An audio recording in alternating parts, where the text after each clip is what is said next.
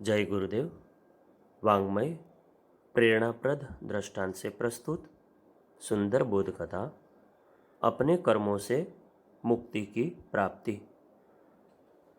पिता के क्रोध से नचिकेता यमराज के घर का अतिथि हुआ। इसके पश्चात उसके माता पिता ने भी पुत्र वियोग में प्राण त्याग दिए। स्वामी भक्त नौकर पांडु भी मर गया। जब नचिकेता यम के यहाँ पहुंचा तो वे उपस्थित न थे। यमदूतों ने उसे यमपुरी में भूखा प्यासा छोड़ दिया। 3 दिन तक बेचारा बालक भूखा प्यासा फिरता रहा। चौथे दिन यमराज ने बालक नचिकेता को बुलाया।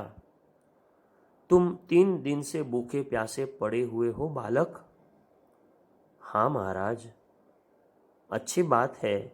यमराज कुछ गंभीर हो गए, बोले, तुम 3 दिन हमारे यहाँ बिना खाए पिए पड़े रहे, अतः मैं तुम्हें 3 वर दूंगा। मांगो, क्या मांगते हो? नचिकेता डर गया, बोला, क्या जो मैं मांगूंगा वही दे दीजिएगा? हाँ नचिकेता, डरते क्यों हो? तुम जो चाहो मांगो।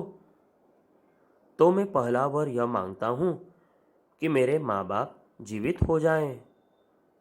दूसरा वर यह चाहता हूँ कि मेरा नौकर भी जीवित हो जाए।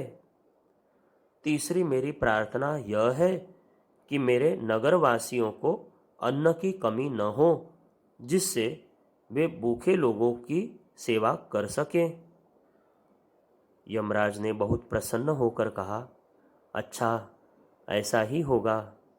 किंतु बालक, तुमने अभी तक जो कुछ मांगा है दूसरों के लिए ही मांगा है। अब कुछ अपने लिए भी मांग लो। मैं तुम्हें 1 वर और देता हूँ।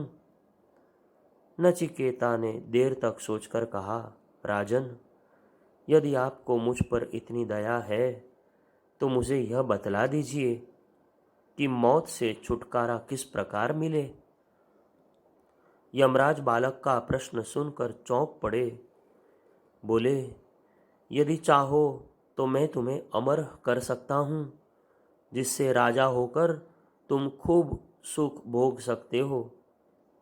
नचिकेता दुखित होकर बोला, हे यमराज, मेरे अकेले अमर होने से क्या होगा, जबकि अन्य व्यक्ति मौत के शिकार होते रहेंगे।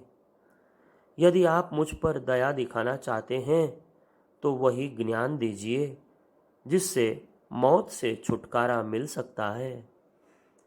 यमराज ने इस बार क्रुद्ध होकर कहा, देखो नचिकेता, यदि अधिक हठ करोगे तो तुम्हें अभी फांसी पर लटका दिया जाएगा।